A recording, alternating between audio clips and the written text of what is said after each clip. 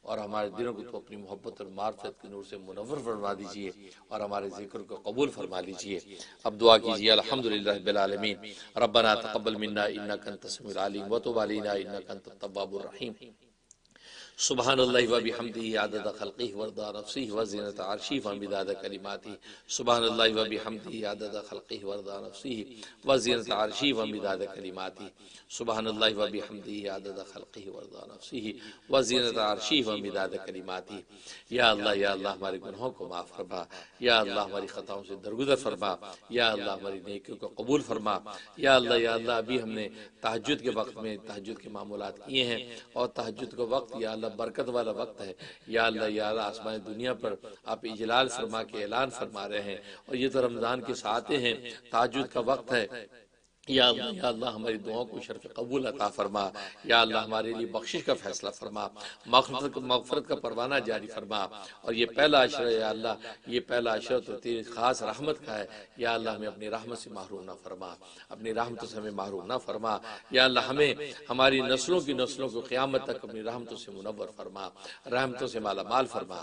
یا اللہ ہر طرح کے ظاہری باطنی فطروں سے محفوظ فرما۔ یا اللہ تیرے نام ہم نے لیا ہے، تیرے ذکر کیا ہے، یا اللہ ہمارے ذکر کو قبول و منظور فرما۔ یا اللہ اپنا قرب خاص ہمیں عطا فرما، ذکر کا حقیقی مزہ اور لذت ہمیں عطا فرما، عبادت کا ذوق نصیب فرما۔ یا اللہ طاعت میں سستی اور کاہلی کو دفع دور فرما۔ یا اللہ طاعت میں سستی اور کاہلی کو دفع دور فرما۔ یا اللہ تیری طاعت میں، تیری عبادت میں خاص لطف اور مزہ یا اور ذوق عطا فرما۔ یا اللہ ظاہری باطنی ہمارے تمام گناہوں کو معاف فرما، اپنا قرب خاص نصیب فرما، اور تہجد کی اس مبارک ساعتوں میں ہماری دعاؤں کو قبول و منظور فرما، اپنا قرب خاص نصیب فرما۔